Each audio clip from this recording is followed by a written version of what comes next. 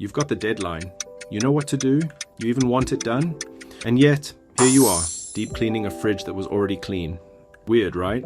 Here's the twist. You're not lazy. Procrastination was never about time. It's your brain protecting you from a feeling. Let me show you. For years we were told procrastinators are just lazy and undisciplined. The science says the exact opposite. Chronic procrastination has almost nothing to do with willpower and everything to do with emotion. You're not dodging the task. You're dodging how the task makes you feel, because inside your head, two systems are at war. One's your prefrontal cortex, the calm planner looking out for future you. The other's your limbic system, ancient, impulsive, obsessed with feeling good right now. And the second a task feels boring, hard, or scary, the limbic system hits the brakes and screams, "Nope, anything but that." Here's why it wins. Your brain massively overvalues right now and basically ignores later. That future version of you pulling the panicked all-nighter, to your brain, that's a total stranger. So it trades one hit of relief today for a mountain of stress tomorrow, every single time. So procrastination isn't bad time management, it's mood management. Dodging the task is instant relief, a quick escape from the bad feeling.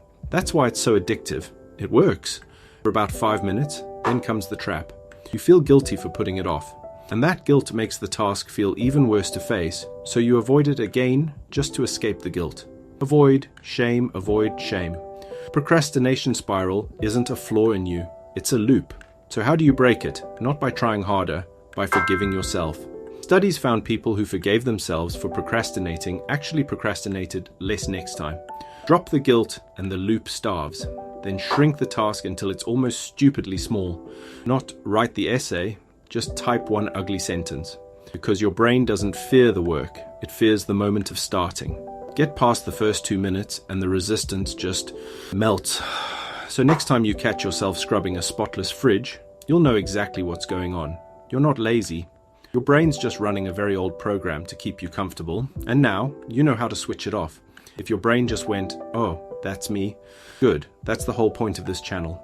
Subscribe to Mindwire, a new glitch in your head every single week.